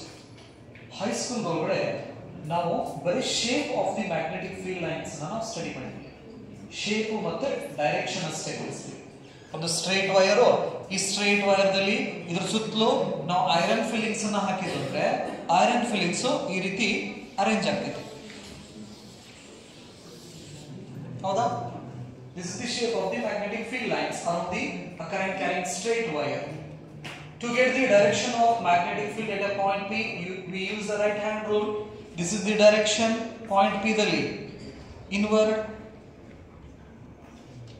ಹಾಗಾದ್ರೆ high school ದಲ್ಲಿ ನಾವು ಏನ್ ಮಾಡಿದ್ವಿ, ಒಂದು ಸ್ಟ್ರೇಟ್ ವೈರ್ ಸುತ್ತಲೂ ಮ್ಯಾಗ್ನೆಟಿಕ್ ಫೀಲ್ಡ್ ಪ್ರೊಡ್ಯೂಸ್ ಆಗ್ತೈತಿ. ಆ ಮ್ಯಾಗ್ನೆಟಿಕ್ ಫೀಲ್ಡ್ ಶೇಪ್ ನ ನಾವು ಸ್ಟಡಿ ಮಾಡಿವಿ. ನೆಕ್ಸ್ಟ್ ಆ ಮ್ಯಾಗ್ನೆಟಿಕ್ ಫೀಲ್ಡ್ ಡೈರೆಕ್ಷನ್ಸ್ ಅನ್ನು ನಾವು ಸ್ಟಡಿ ಮಾಡಿವಿ. But we could not study the magnitude of that magnetic field. ಅಲ್ಲಿ ನಾವು ಶೇಪ್ ಮತ್ತು ಡೈರೆಕ್ಷನ್ಸ್ ಬಗ್ಗೆ ನಾವು ವಿಚಾರ ಮಾಡಿಲ್ಲ ಹೊರತು ಅದರ ವ್ಯಾಲ್ಯೂ ಎಷ್ಟು ಅನ್ನೋದ್ರ ಬಗ್ಗೆ ವಿಚಾರ ಮಾಡಿಲ್ಲ. ಅಲ್ಲಿ ಹೈಸ್ಕೂಲ್ ಒಳಗಡೆ 4 ಚಾಪ್ಟರ್ ಕಲಿತೀರಾ ನೀವು ಫಿಸಿಕ್ಸ್ ನೆನಪಲ್ಲಿ. Light, reflection, refractions, human eye and colorful world, electricity, magnetic effect of electric current ಅಲ್ಲಿ ಸ್ಟಡಿ ಮಾಡಿರ್ತೀರಾ ನೆನಪಲ್ಲಿ. ಸೊ ಹಾಗಾದ್ರೆ ಇಲ್ಲಿ ಮ್ಯಾಗ್ನೆಟಿಕ್ ಫೀಲ್ಡ್ ಸ್ಟ್ರೆಂತ್ ಎಷ್ಟು ಅನ್ನೋದನ್ನ ನಾವು ಅಲ್ಲಿ ಸ್ಟಡಿ ಮಾಡಿಲ್ಲ. ಅದನ್ನ ನಾವು ಇಲ್ಲಿ ಸ್ಟಡಿ ಮಾಡ್ತೀವಿ by using this Biot-Savart's law. So ಹಾಗಾಗಿ the Biot-Savart's law get the information about the magnetic field due to this current element. This current element is a vector source. Therefore, here the vector source produces the magnetic field at a point P. ಹಾಗಾದ್ರೆ P point ದಲ್ಲಿ magnetic field ಅನ್ನು produce ಮಾಡತಕ್ಕಂತ source ಯಾವುದಂದ್ರೆ vector source ಅಂತ ನಾವು ಕರೀತೀವಿ. Because ideal is a vector quantity, right? So in order to get the strength of the magnetic field, they did lots of experiments. ಈ P point ಮೇಲ್ಗಡೆ magnetic field ಎಷ್ಟು ಅನ್ನೋದನ್ನ calculate ಮಾಡಕ್ಕೆ ಅವರು ಸಾಕಷ್ಟು ಎಕ್ಸ್ಪೆರಿಮೆಂಟ್ಸ್ ಅನ್ನ ಮಾಡಿದ್ಮೇಲೆ ಫೈನಲ್ ರಿಸಲ್ಟ್ಸ್ ಏನ್ ಕೊಡ್ತಾರೆ ಅಂದ್ರೆ, ಒಂದು ಮ್ಯಾಗ್ನೆಟಿಕ್ ನೀಡಲ್ ನ ತಗೊಂಡ್ಬಂದು P ಪಾಯಿಂಟ್ ಮೇಲ್ಗಡೆ ಪ್ಲೇಸ್ ಮಾಡಿದ್ರೆ, ಯಾಕಂದ್ರೆ ಈ P ಪಾಯಿಂಟ್ ಮೇಲ್ಗಡೆ ಮ್ಯಾಗ್ನೆಟಿಕ್ ಫೀಲ್ಡ್ ಐತಿ ಅಂತ ಚೆಕ್ ಮಾಡ್ಬೇಕಂದ್ರೆ ನಾವು ಏನ್ ಮಾಡ್ಬೇಕಲ್ಲಿ ಒಂದು ಮ್ಯಾಗ್ನೆಟಿಕ್ ನೀಡಲ್ ನ ಪ್ಲೇಸ್ ಮಾಡ್ಬೇಕು. ಮ್ಯಾಗ್ನೆಟಿಕ್ ನೀಡಲ್ ಏನಾದ್ರು ಡಿಫ್ಲೆಕ್ಷನ್ ಮಾಡಕತ್ತಂದ್ರೆ ಅಲ್ಲಿ ಮ್ಯಾಗ್ನೆಟಿಕ್ ಫೀಲ್ಡ್ ಐತಿ ಅಂತ ಅರ್ಥ, ಡಿಫ್ಲೆಕ್ಷನ್ ಮಾಡಿಲ್ಲ ಅಂದ್ರೆ ಮ್ಯಾಗ್ನೆಟಿಕ್ ಫೀಲ್ಡ್ ಇಲ್ಲ ಅಂತ ಅರ್ಥ. ಹಾಗಾದ್ರೆ ಇಲ್ಲಿ ಯಾವ್ದಾವ್ದು ಕ್ವಾಂಟಿಟಿನ ನಾವು ತಗೊಂಡಿವಿ? Current, length, next position vector ಮತ್ತು ಡಿಎಲ್ ಮಧ್ಯೆ ಇರತಕ್ಕಂತ ಆಂಗಲ್, ಹೌದಾ? Next distance. ಎಷ್ಟು ಪ್ಯಾರಾಮೀಟರ್ಸ್ ಇದಾವಲ್ಲಿ? ಒಂದು ಕರೆಂಟ್ ಅನ್ನ ನಾವು ಡಿಕ್ರೀಸ್ ಮಾಡಬಹುದು, ಡಿಎಲ್ ಲೆಂತ್ ಅನ್ನ ಜಾಸ್ತಿ ಕಡಿಮೆ ತಗೋಬಹುದು, ರೈಟ್? ನೆಕ್ಸ್ಟ್ ಪೊಸಿಷನ್ ವೆಕ್ಟರ್ ಈ ಆರ್ ಇದೆಯಲ್ಲ, ಆರ್ ದ ಡಿಸ್ಟೆನ್ಸ್ ಹೆಚ್ಚು ಕಮ್ಮಿ ಮಾಡಬಹುದು. ನೆಕ್ಸ್ಟ್ ಪಿ ಪಾಯಿಂಟ್ ಅನ್ನ ನಾನು ಬೇರೆ ಬೇರೆ ಜಾಗದಾಗ ಇಡಬಹುದು. ಪಿ ಪಾಯಿಂಟ್ ಎಲ್ಲಾದ್ರೂ ಕನ್ಸಿಡರ್ ಮಾಡಬಹುದು. ಪಿ ಪಾಯಿಂಟ್ ಇಲ್ಲಿ ಬಂತಂದ್ರೆ ಇಲ್ಲಿದ್ದಾಗ ಏನ್ ಮಾಡ್ತೀವಿ ನಾವು? ಆಂಗಲ್ 90 ಡಿಗ್ರಿ ಐತಿ, ಹೌದಾ? ಇದ ಪಿ ಪಾಯಿಂಟ್ ಅನ್ನ ತಗೊಂಡು ನಾನು ವೈರ್ ಮೇಲೆ ಇಟ್ರೆ ಪೊಸಿಷನ್ ವೆಕ್ಟರ್ ಹಿಂಗ ಬರ್ತೈತಲ್ಲ, ಅವಾಗ ಡಿಎಲ್ ಮತ್ತು ಪೊಸಿಷನ್ ವೆಕ್ಟರ್ ಎರಡು ಪ್ಯಾರಲಲ್ ಆದಂದ್ರೆ ಥೀಟಾ ಏನಾಗ್ತೈತಿ? 0 ಆಗ್ತೈತಿ, ರೈಟ್? ಹಿಂಗೆ ಬೇರೆ ಬೇರೆ ಪ್ಯಾರಾಮೀಟರ್ಸ್ ನ ವೇರಿ ಮಾಡಿದಾಗ ಈ ಮ್ಯಾಗ್ನೆಟಿಕ್ ಫೀಲ್ಡ್ ಅನ್ನೋದು ಎದರೆದ್ರ ಮೇಲೆ ಡಿಪೆಂಡ್ ಆಗಿತ್ತು ಅಂದ್ರೆ the dB is depends on the first one is dB is directly proportional to the current. Current ಅನ್ನ ಇನ್ಕ್ರೀಸ್ ಮಾಡಿದ್ರೆ ನೀಡಲ್ ಜಾಸ್ತಿ ರಿಫ್ಲೆಕ್ಷನ್ ಮಾಡೋದು, ಕರೆಂಟ್ ಅನ್ನ ಡಿಕ್ರೀಸ್ ಮಾಡಿದ್ರೆ ಕಡಿಮೆ ಡಿಫ್ಲೆಕ್ಷನ್ಸ್ ನ ತೋರಿಸೋದು. ಇದನ್ನ ಆರ್ಸ್ಟೆಡ್ ಎಕ್ಸ್ಪೆರಿಮೆಂಟ್ ದಲ್ಲಿ ಕೂಡ ನಾವು ಸ್ಟಡಿ ಮಾಡಿವಿ. Starting Hans Christian Oersted next DL length ನ ಇನ್ಕ್ರೀಸ್ ಮಾಡಿದಾಗಲೂ ಕೂಡ ಮ್ಯಾಗ್ನೆಟಿಕ್ ಫೀಲ್ಡ್ ಇನ್ಕ್ರೀಸ್ ಆಗಕ್ಕೆ ಸ್ಟಾರ್ಟ್ ಆಯಿತು. Directly proportional to the theta is equal to 90 degree ಇದ್ದಾಗ ಮ್ಯಾಕ್ಸಿಮಮ್ ಡಿಫ್ಲೆಕ್ಷನ್ ನ ತೋರ್ಸಕತ್ತು. ಥೀಟಾ ಇಸ್ ಈಕ್ವಲ್ ಟು 0 180 ಬಂದಾಗ ಮಿನಿಮಮ್ ಡಿಫ್ಲೆಕ್ಷನ್ಸ್ ಅನ್ನ ತೋರ್ಸಕ್ಕೆ ಸ್ಟಾರ್ಟ್ ಮಾಡ್ತು ಮ್ಯಾಗ್ನೆಟಿಕ್ ನೀಡಲ್. ಹಾಗಾದ್ರೆ theta is equal to 90 maximum value sine ಇರ್ತಿತ್ತು ಕಾಸ್ ಇರ್ತಿತ್ತು. ಸೊ ಹಾಗಾಗಿ the magnetic field depends on the value of theta. Next the dB obeys inverse square.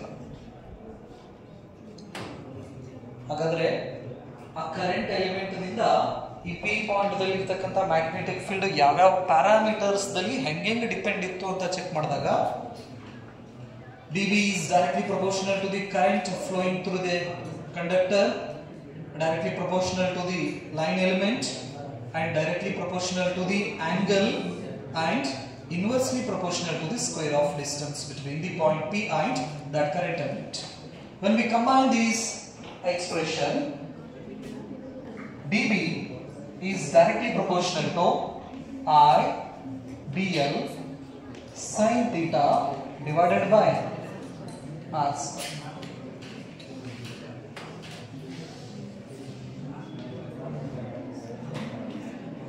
With the help of these expressions, we can define or we can state the Biot-Savart's law. The Biot-Savart's law statement na ee expressions inda madabodu ಏನು ಹೇಳಬಹುದು? The magnetic field due to a line element or a current element is directly proportional to the ideal sin theta and inversely proportional to the r square. Inversely proportional to the square of distance between the point P and current element. ಈ question ಬರೀ first ಅಲ್ಲಿ ತನಕ ಬರೆದ್ರ ಇದು total wire ಅಲ್ಲ ನಾವು calculation ಮಾಡಕತ್ತಿರೋದು ಅಥವಾ ಬಯೋಟ್-ಸವರ್ಟ್ಸ್ ಲಾ ಹೇಳ್ತಾ ಇರೋದು ಈ ವೈರ್ ದಲ್ಲಿ ಇರತಕ್ಕಂತ ಸಣ್ಣ ಪೋರ್ಷನ್ ಇಂದ ಪಿ ಪಾಯಿಂಟ್ ಗೆ ಬೀಳತಕ್ಕಂತ ಮ್ಯಾಗ್ನೆಟಿಕ್ ಫೀಲ್ಡ್ ಸ್ಮಾಲ್ ಪೋರ್ಷನ್. ಈ ಕ್ವೆಶ್ಚನ್ಸ್ ಆದ್ಮೇಲೆ ಸ್ಟೇಟ್ಮೆಂಟ್ ತಗೋರಿ.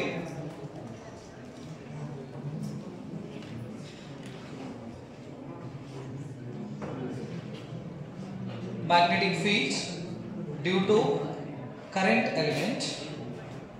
Biot-Savart's law the statement type. Magnetic field due to current element. Magnetic field due to current element at a point P.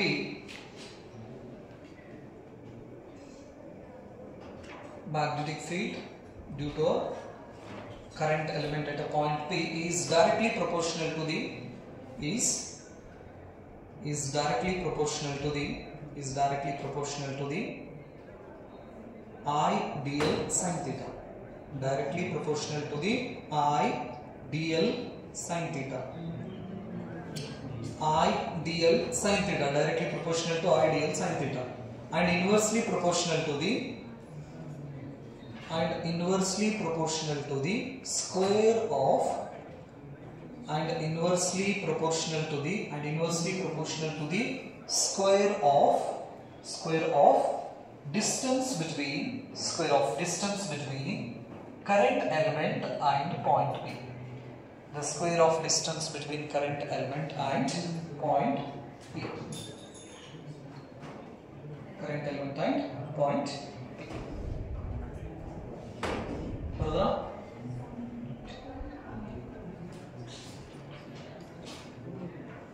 ಇಲ್ಲಿ ನೋಡಿ, ಇಲ್ಲಿಗೆ ನಾವು ಫ್ರೀ ಸ್ಪೇಸ್ ನ ತಗೊಂಡ್ರೆ ನಾರ್ಮಲಿ ನಾವು ತಗೊಳ್ಳೋದು ಫ್ರೀ ಸ್ಪೇಸ್ ಮೀಡಿಯಮ್ಸ್ ಅಥವಾ ಮೀಡಿಯಂ ಎರಡರ ಬಗ್ಗೆ ಸ್ವಲ್ಪ ವಿಚಾರ ಮಾಡೋಣ.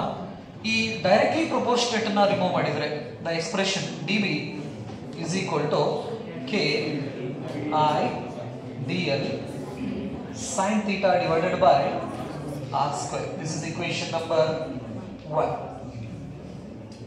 where k stands for proportional constant.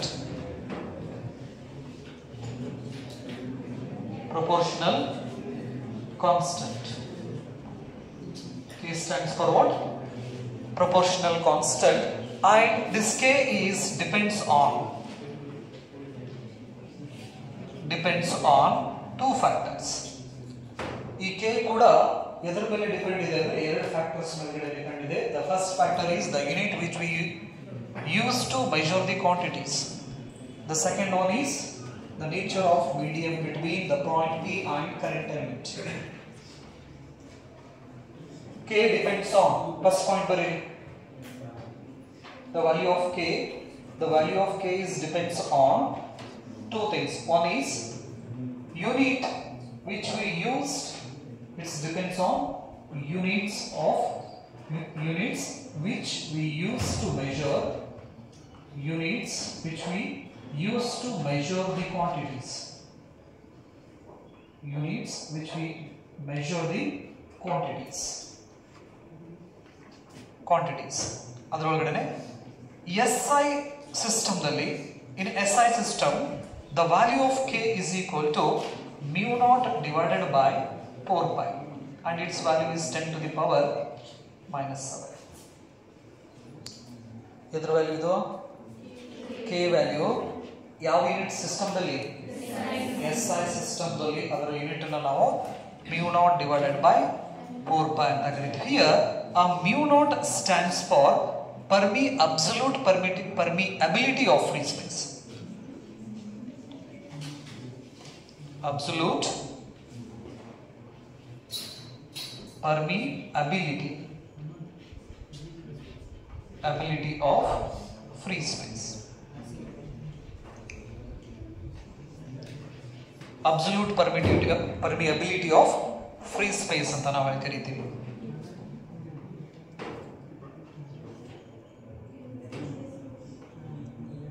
ಇದು SI ಯೂನಿಟ್ ದಲ್ಲಿ ಬಂದ್ರೆ ಆ K ವ್ಯಾಲ್ಯೂನ ನಾವು mu naught divided by 4 pi ಅಂತ ನಾವು ಕರೀತೀವಿ. ಹಾಗಾದ್ರೆ SI ಸಿಸ್ಟಮ್ ದಲ್ಲಿ ಮ್ಯಾಗ್ನೆಟಿಕ್ ಫೀಲ್ಡ್ ಎಕ್ಸ್ಪ್ರೆಷನ್ ಅನ್ನು ಬರೀತೀರಾ? dB is equal to mu naught divided by 4 pi I dl sin theta divided by r square.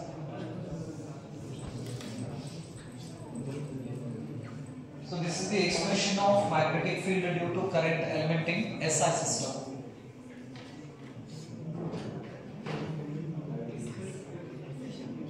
Second, the value K is depends on, ಇದು SI system ದಲ್ಲಿ ಆಯ್ತಲ್ಲ, CGS system. In CGS system, the value of K is equal to 1. CGS system ದಲ್ಲಿ K value ಏನಾಗ್ತೈತಿ? 1 ಆಗ್ತೈತಿ. ಹಾಗಾಗಿ ಈ dB expression ಅನ್ನು ಹೆಂಗೆ ಬರಿಬಹುದು? dB is equal to I dl sin theta divided by r square. This is the expression of what? Magnetic field due to current element in CGS system.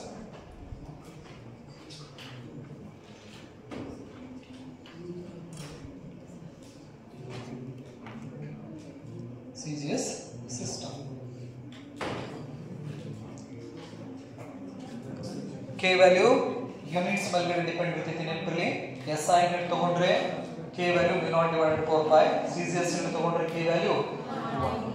ಎರಡನೇ point, it's depends on K is depends on nature of medium. K is depends on nature of medium. Depends on nature of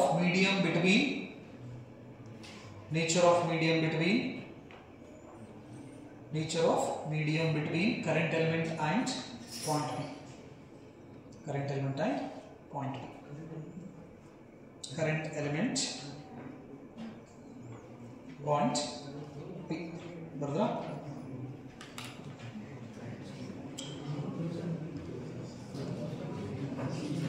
ಹಾಗಾದ್ರೆ ಈ equations ಇಂದ mu naught value ಹೇಗೆ ಬರೆಯಬಹುದು ಅಂದ್ರೆ mu naught is equal to 4 pi into 10 to the power minus 7 Weber, unit ಅನ್ನು ಬರ್ಕೊಂಡ್ಬಿಡ್ರಿ, ಅದು Weber per ampere per meter. per ampere per meter, or Tesla per ampere meter. Tesla per ampere meter ಇನ್ನೊಂದು unit.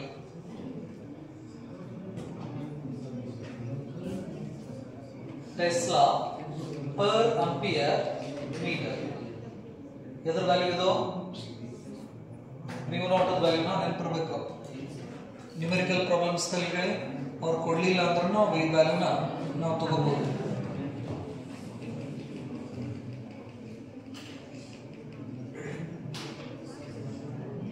ಬರೋದ್ರ?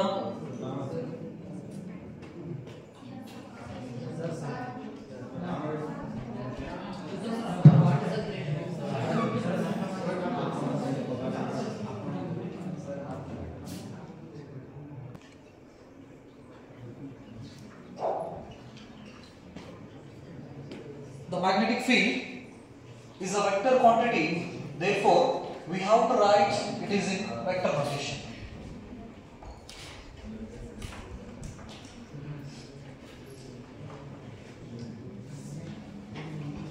Vector form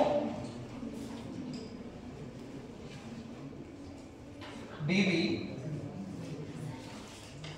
is equal to, a magnetic field is a vector quantity, mu naught divided by 4 pi I dl is a vector quantity into unit vector r cap divided by r square. This is the vector form in terms of unit vector.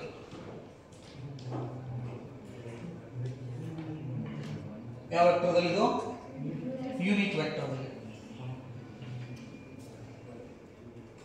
A full vector is equal to magnitude into unit vector. ಹಾಗಾದ್ರೆ unit vector is equal to ಏನು ಬರೀತೀರಾ? Full vector divided by r. ಈ expression ಪ್ರಕಾರ full vector ದಲ್ಲಿ ನಾವು ಈ expression ಅನ್ನು ಹೆಂಗೆ ಬರೀಬಹುದು? dv is equal to mu naught divided by 4 pi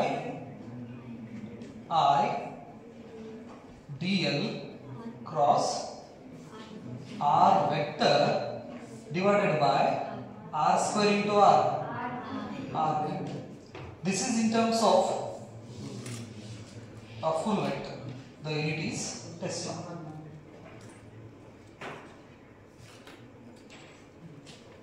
So full vector ದಲ್ಲಿ ಮತ್ತೆ ಯೂನಿಟ್ ವೆಕ್ಟರ್ ದಲ್ಲಿ ಇವೆರಡು ಫಾರ್ಮುಲಾಸ್ ಅನ್ನು ಬರ್ಕೋರಿ.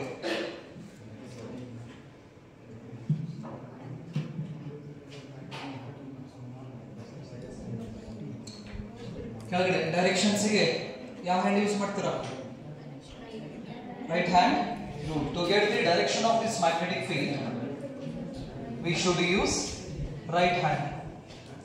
So ಹಾಗಾದ್ರೆ ಈ ಕೇಸ್ನಲ್ಲಿ at a point P the direction of the magnetic field is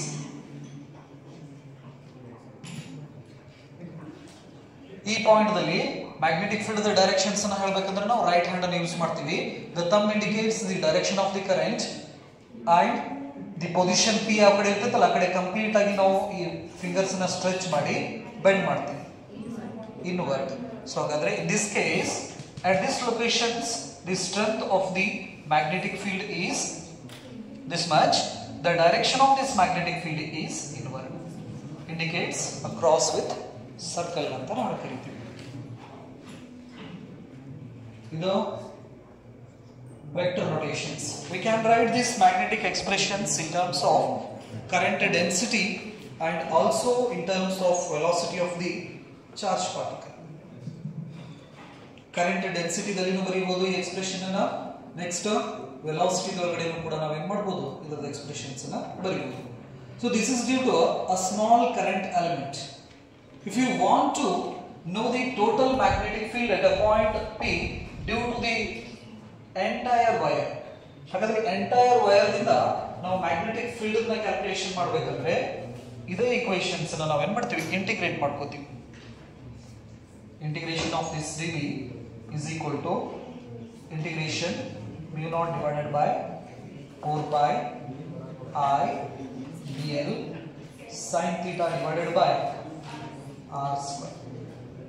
ಇದರೊಳಗಡೆ constant total D B integration ಮಾಡಿದ್ರೆ ನಮ್ಗೆ ಏನು ಸಿಗ್ತೈತಿ total magnetic field that is equal to mu naught divided by 4 pi I dl sin theta divided by r square. ಹಿಂಗೆ ಬರೀಬಹುದು vector notations ದಲ್ಲಿ. ಇದಕ್ಕೆ ನಾವು ಏನು ಮಾಡ್ತೀವಿ ವೆಕ್ಟರ್ ಮಾಡ್ತೀವಿ.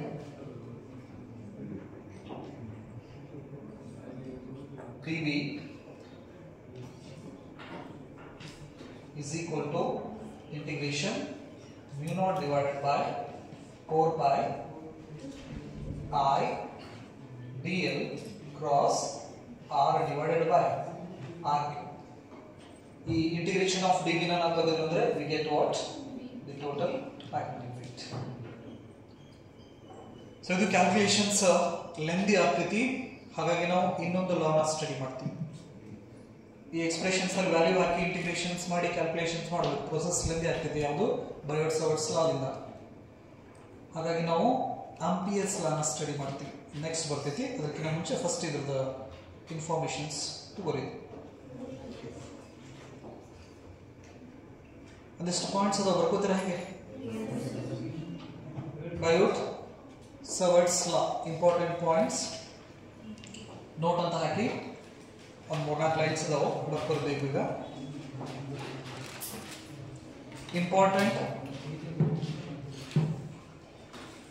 important points of Biot-Savart's law.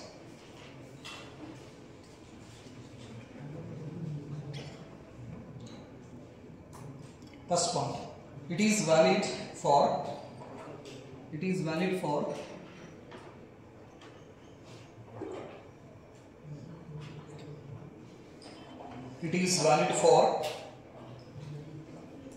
a symmetrical current distribution. It is valid for a symmetrical current distribution.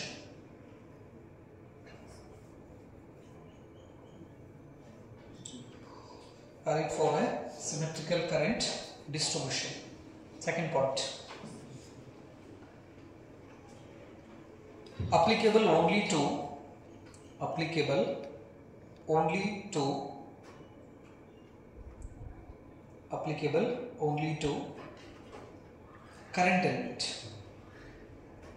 current element. Fourth point, if theta is equal to 0, 180. If theta is equal to 0, 180. Sin 0, 180 value 0 ಆಗೋದ್ರಿಂದ dB value ಏನಾಗ್ತೈತಿ 0. If theta is equal to 0 or 180, dB is equal to 0. Next, if theta is equal to 90 degree, dB is maximum. Sin 90 value maximum ಅಲ್ಲ, so dB maximum.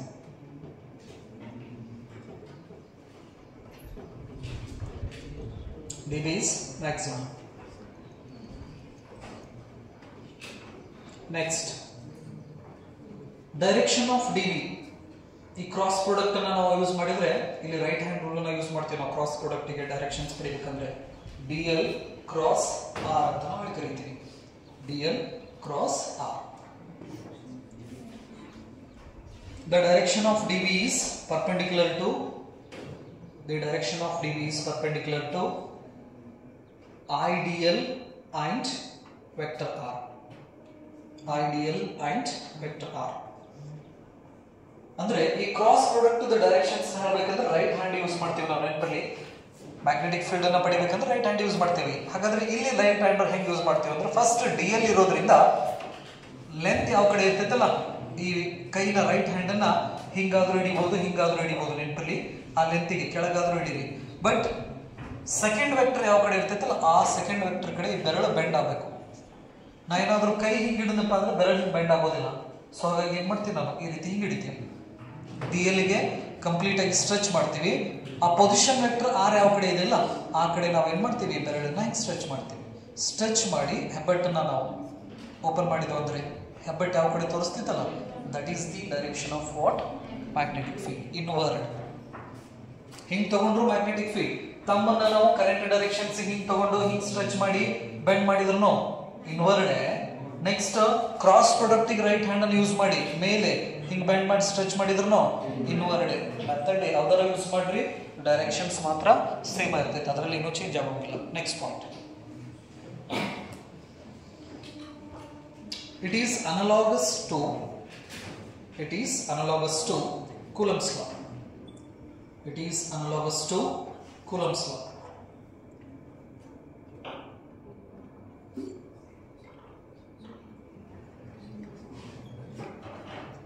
It is analogous to Coulomb's law.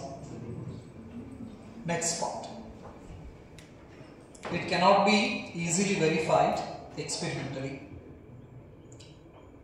It cannot be easily verified experimentally.